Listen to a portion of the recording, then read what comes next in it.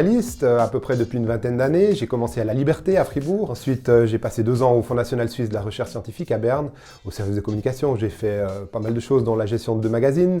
J'ai rejoint ensuite le Temps pendant 13 ans, où j'étais chef de la rubrique Sciences et Environnement. Le Temps que j'ai quitté en 2016 pour partir à l'étranger. Là, j'ai fait plein de projets, de l'écriture de livres, à des collaborations avec des médias comme Le Monde. J'ai aussi dirigé le comité d'organisation de la Conférence mondiale des journalistes scientifiques en 2019 à Lausanne. Et surtout, j'ai cofondé avec 2 autres collègues ID News, le pure player numérique, que j'ai lui-même quitté en 2020 maintenant pour, depuis 2 ans et demi, être directeur de la communication scientifique pour une fondation qui fait de la diplomatie scientifique. Une fondation que je vais de nouveau quitter pour rejoindre à nouveau le monde du journalisme, puisque je vais commencer à la nouvelle rubrique Sciences et Environnement de la RTS à Genève. Et en parallèle à tout ça, j'ai aussi été pendant 7 ans présidente de l'Association suisse des journalistes scientifiques et délégué suisse à la Fédération mondiale des journalistes scientifiques. Et j'ai aussi un petit peu enseigné au CFJM à Lausanne.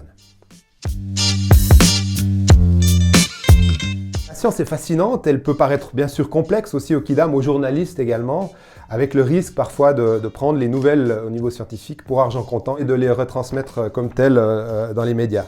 Pour ne pas faire ça, pour agir sur la science, pour la questionner, il faut avoir certaines ressources qu'on va justement discuter durant ce cours. Donc l'objectif ou les objectifs de ce cours, je pourrais dire qu'ils sont au nombre de 3. La première, c'est de connaître les rouages et les mécanismes de production de la science, que j'appelle la fabrique du savoir. Ensuite, il faut se plonger dans les coulisses du journalisme scientifique. Aussi, on va discuter, ou on discute de la question de savoir comment faire passer un message simple sur des thématiques forcément des fois très complexes.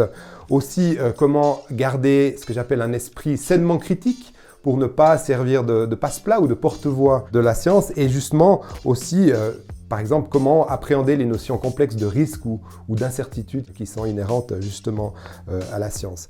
Et puis le 3e objectif peut-être, c'est de mettre la science dans le contexte de la société, de voir comment elle s'ancre dans la société d'aujourd'hui, et cela justement à travers les médias, le journalisme scientifique.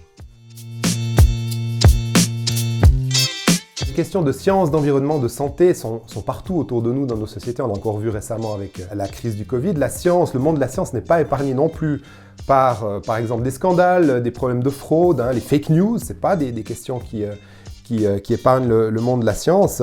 C'est donc pas un monde doré en soi qu'il faut prendre pour argent comptant. Au contraire, il faut le questionner avec cet esprit sainement critique. Il faut prendre la science au même titre que d'autres domaines traités par les médias, que ce soit l'économie, le sport, la culture, et pas comme un nice to have. Et donc, se poser sans cesse des questions sur la production de la science, ses résultats, ses implications, et finalement donner aux journalistes, aux communicateurs, des clés de lecture du monde scientifique qui pourront les aider à faire leur métier, parce que c'est quasiment inévitable qu'un jour ou l'autre, ils devront se poser des questions ou faire des sujets sur des thématiques scientifiques ou de santé ou d'environnement. Coupé, action, coupé. C'était parfait. Non. Ah non, franchement, très très bon casting. Très fière de vous.